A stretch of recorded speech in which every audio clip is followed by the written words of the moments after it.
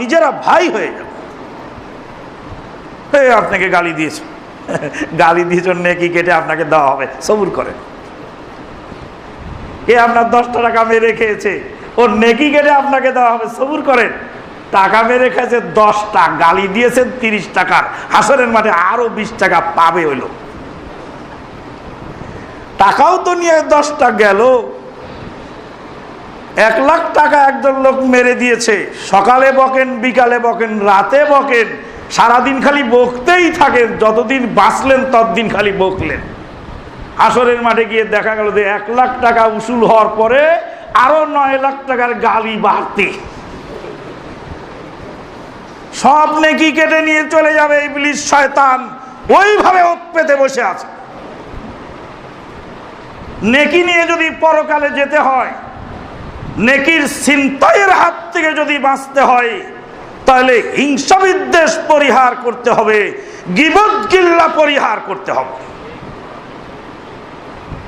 কি হয়েছে না হয়েছে আমি অত বুঝি না, অত বুঝার সময় আমার নেই, আমি ছোট মানুষ, এত কথার উত্তর দেওয়ার ক্ষমতা আমার নেই, আমাকে জিজ্ঞেস করেন না প্লিজ।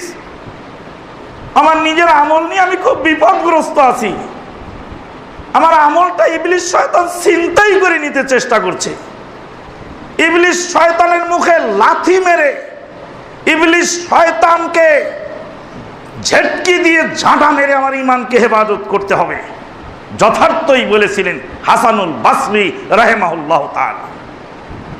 হাসানুল বাসরি রাহিমাহুল্লাহকে যখন বলা হলো যে অমুক লোক আপনার দুর্নাম করেছে, আমরা তো খুব খুশি, তাই নাকি? আর কি বলেছে? আর কি বলেছে ভাই? আর কি বলেছে? যা কিছু বলে আমাকে বলেন। হ্যাঁ, আপনি আমার হিতাকাঙ্ক্ষী, বলেন বলেন, আর কি বলেছে?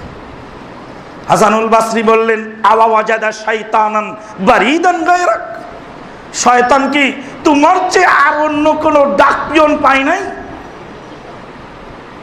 হাসানুল বাসরি রাহিমাহুল্লাহ বলেন, একজনের কথা আরেকজনের কাছে লাগায় সে শয়তানের ডাক পিয়ন, সেই ইবলিস শয়তানের ডাক পিয়ন। ইবলিস শয়তান ডাক পিয়ন কি খুঁজে পায়নি দুনিয়ায় তোমাকে ছাড়া? সে লোক আমাকে কি বলেছে এটা আমার কাছে তুমি পৌঁছাইছো, তোমাকে কি টাকা দিয়েছি আমি পৌঁছানোর দায়িত্ব? তুমি বলছো কেন শয়তান কি, ইবলিস শয়তান কি তোমার চেয়ে আর ডাক পিয়ন পায় নাই? আমার বিরুদ্ধে কে কি বলেছে, যখনই সেই লোক আমাকে বলতে আসবে খুব আগ্রহ নিয়ে, আর তাকে যদি ঝটকা জবাবটা দিয়ে দেওয়া হয় যে ইবলিস শয়তান কি তোমারে ডাক পিয়ন বানালো নাকি, যার যা মনে চায় বলতে থাকুক, বলো যত ইচ্ছা বলো, তোমার নেকি সেদিন কেটে আমাকে দেওয়া হবে, সেদিন তুমি বুঝতে পারবে। তোমার নেকি সেদিন কেটে আমাকে দেওয়া হবে। আজকে এই মহামারী রোগ একদম সংক্রামিত হয়ে গেছে, তাই এই রোগ সম্পর্কে এই জাতিকে সতর্কতা জানানোর জন্য আজকে আমার এই খুতবা। আমি তো বলি নাই, আমার আল্লাহ আমাকে দিয়ে কথাগুলি বলিয়ে নিলেন। হয়তোবা এর মধ্যে কোনো মানুষের কল্যাণ থাকতে পারে।